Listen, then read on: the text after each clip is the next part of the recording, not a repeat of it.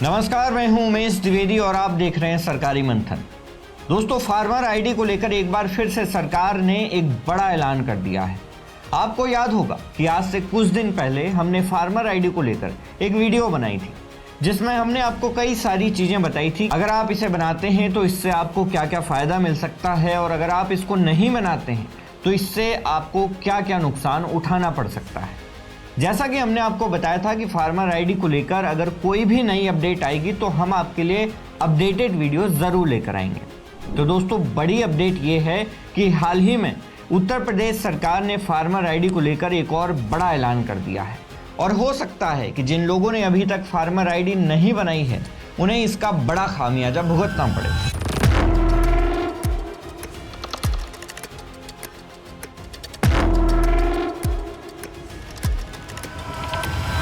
जी हाँ, उत्तर प्रदेश सरकार ने राज्य में सब्सिडी वाली खाद जैसे कि यूरिया और डीएपी खरीदने के लिए फार्मर आईडी को कंपलसरी कर दिया है।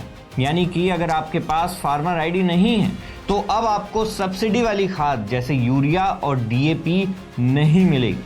और दोस्तों, फार्मर आईडी और ये सब्सिडी वाली खाद की प्रक्रिया को लिंक करना इसलिए भी ज़रूरी था क्योंकि सरकार के पास लगातार ऐसी कंप्लेंट्स आ रही थी जिसमें यह कहा जा रहा था कि कुछ असामाजिक तत्व, आप दलाल कह लीजिए, बिचौलिए कह लीजिए, ये लोग किसानों के हिस्से की सस्ती खाद को उनके नाम पर चुपचाप से खरीद लेते थे और उसके बाद उस खाद का इस्तेमाल खेती के बजाय दूसरे इल्लीगल कमर्शियल कामों में करने लगते थे।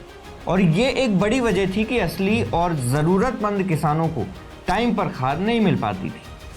और इसीलिए गवर्नमेंट का अब ये कहना है कि ऐसा बिल्कुल नहीं चलेगा। अब हर किसान को खाद तभी मिलेगी जब उसकी ज़मीन के रिकॉर्ड और उसकी फार्मर आईडी को अच्छे से वेरीफाई कर लिया जाएगा।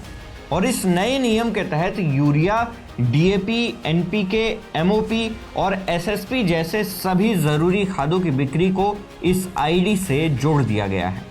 गवर्नमेंट ने यह भी कहा है कि उनके पास खाद का पूरा पर्याप्त स्टॉक मौजूद है, लेकिन ये खाद उन्हीं को दी जाएगी जिन्होंने अपनी फार्मर आईडी बनवा रखी है। दोस्तों, आंकड़ों की अगर बात करें तो इस समय उत्तर प्रदेश में कुल 27,94,000 मीट्रिक टन खाद उपलब्ध है। इसमें से 13,28,000 metric tonne urea, 5,23,000 metric tonne DAP, 4,81,000 metric tonne NPK, 3,69,000 metric tonne SSP और 90,000 मीट्रिक टन से ज़्यादा एमओपी शामिल है। आपको बता दें कि ये स्टॉक पिछले साल के मुकाबले लगभग 3 लाख मीट्रिक टन ज़्यादा है, और इसीलिए किसानों को घबराने की कोई भी ज़रूरत नहीं है। अगर आपके पास किसान आईडी या फिर फार्मर आईडी मौजूद है तो आपको खाद मिल जाएगी।